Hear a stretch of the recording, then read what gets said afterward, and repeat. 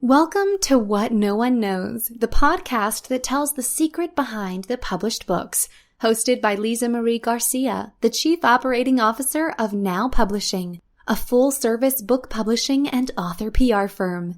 Through the years in the publishing industry, we've heard the statement over and over, "This is what no one knows," when we interview would-be authors wishing to tell their story. This is what this podcast is all about.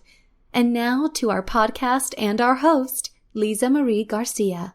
Hello again. This is Lisa Marie Garcia with Now Publishing, and thank you for listening to another one of our podcast episodes, What No One Knows.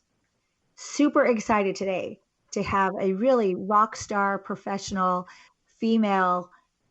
What else can I say about Katrina Madewell? She is just a very successful, energetic, positive, and forward-thinking thought leader. And we have her today on the show of What No One Knows. What I want to talk to you about her is to tell you a little bit about her background. So she is the host of a radio show called Tampa Home Talk. This radio show has been in existence for 8 years and has received many accolades. She has been in the real estate industry for about 30 years. She's consistently ranked in the top 5 realtors in Tampa Bay for sales, and she has a 90% repeat referral rate for her clients.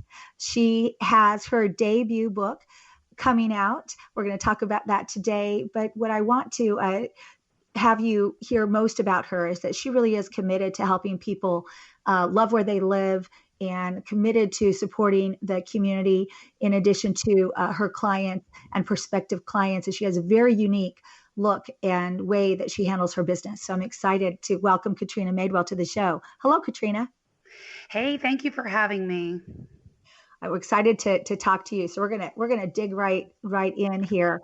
As I said, you are very impressive in terms of the energy that you have. I have no idea how you run such a successful business with all the people you employ and the large client base that you have. In addition to that, you're a wife and a mother. So then let's not forget about all that's entailed with that. But I want to give the readers a sense about you. And I thought maybe you might start with talking about how you got into your profession and how those early days fueled your passion for what you do and kind of shaped how you shaped your business, if you wouldn't mind. I know that's a big question, but we'll start. Yeah. No, I mean, it's a fair question. It's a very good question because my degree is actually in travel and tourism. And for those of you old enough to remember when a flight attendant job was a very prestigious job and not so much as, what a lot of people might consider a waitress in the sky that knows CPR. That was what I wanted to do in my career, was be a flight attendant. And I had worked in a mortgage office early on before I was even 18 years old, making cold calls, literally out of the Hill Donnelly.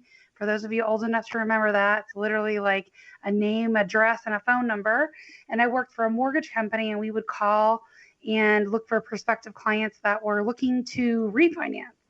And, that's how I got my start. I ended up taking a break from that because the broker from that office really wanted me to get my mortgage broker's license and come work for them. And I said, no, I'm going to the specialty school. I want to be a flight attendant. And so I did this fast track associate degree program and got that knocked out in about 7 or 8 months. And when I got out of college, I got a job offer with Continental Airlines, making $5.62 an hour. I will never forget that. And at that time, that's probably what the average minimum or starting wage is now, maybe a little bit above. And I also had to agree to relocate anywhere in the world. And I was born and raised right here in Tampa. My whole family lived here. And to me, it just didn't really, by the time I got the offer and I was able to further realize what a flight attendant schedule is really like. I mean, they're gone for 4 or 5 days. And they spend 2 days when they come back washing clothes, packing and unpacking, and they might get 1 day off. And so it really just at the end of the day, I didn't think it was going to fit into what I wanted to do long term. I love that. And it's so great and funny how we remember those things from our past when we're young in our career, right? That just stick with us forever. Like you said, $5.62 an hour. I remember, what my first end of year, revenue was for my tech company that I had when I was 27. It's like those, those things are just etched in our memory, and they fuel us because it's great for us to remember from where we start, right? From where we started and for why we started. And that's a great background. I didn't know that about you as far as Well, it may be what your goals are, right? You look at so many of these young kids that are fresh out of high school, or worse yet, they're fresh out of college. So they've got all this student loan debt for a 4-year degree, and they don't even have an idea what they want to do for a career path. I mean, it's a really wild position to be in. And so, I think fate has a way of putting you where you're supposed to be. I agree with that statement. I do. And you're right. Maybe not so much today. I would make the statement that I agree with you. There are many recent college graduates, maybe, definitely undergrad, right, that come out of college and they say, okay, I've got my 4-year degree. I have no idea where to go. I think there's less of that possibly now because there are so many specialties, certifications, internships, where you are, you're directed to at least look in other places where you might find your match. But I do agree that back, we're fairly, I know I'm older than you, but fairly the same age where the recent college graduates that became my employees for my first tech company, had any type of degree. They didn't have to have a tech degree. There wasn't that many tech degrees out there. But I do believe, though, as I saw with those members that were part of my life and part of my business for so many years, and then just with my own life, I agree that you are, as you call it, fate, and I call it faith, right? You are put in those places that you're actually meant to flourish if you're aware of that and you work towards it. So I love that statement. I agree. Well, if you just look for the opportunities, I believe they're there. It's just being mindful that the opportunities are there. It's your job to look for them. Absolutely. Well, with all this wisdom you've already imparted here on the show, let's go ahead and just dig right into what I've read. So I've read your book that is now on pre-sale, and it's called Selling Through Relationships. And so you can find the book by sellingthroughrelationshipsbook.com. But I love the subtitle of your book now, and the subtitle is Why Cold Calling Sucks and Relationships Win. So as you have much knowledge and wisdom based on your many years in business and your success that's in this book, I want to talk about it. And you even mentioned that, you started cold calling even at this, young in your career. And as you say in your book, you have to start somewhere, right? I remember reading that somewhere. But talk about your book, if we can talk about just in general, the high level structure that, I see because I'm looking at the table of content right now, but explain how creatively you put your book together, because I think this is really rock star. I have to give, my editor, Shirley, a little bit of credit for that, because when you think about even the title of the book, right, and you think about selling through relationships, and you haven't even read the subtitle, innately, whatever you think about in terms of relationships is what you see, right? So for the editor, when she heard the word relationships, it was more personal, right? Like marriage and boyfriend, girlfriend, that type of relationship. And when I think about the word relationship, I think of business relationship. And so we thought it would be really cool to tie those things together because I believe they're very intertwined. So when you think about a relationship personally or a relationship as it results to business, they're very much a lot of the same core principles, and you will find that woven all throughout the book. It's so fun. I mean, just even to see, chapter 8 is called Makeup Sex.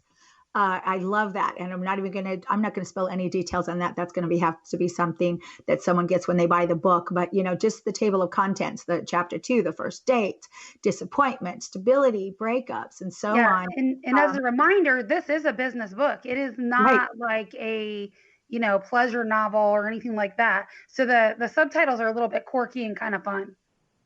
Oh, absolutely. And let's dig into that a little bit with the question that I have next. So as you were writing this, selling through relationships, and it goes without mentioning, the millions and millions of dollars in revenue, and then the millions and millions of dollars that you've sold through real estate. This is your wisdom, and this has been your journey that has gotten you there.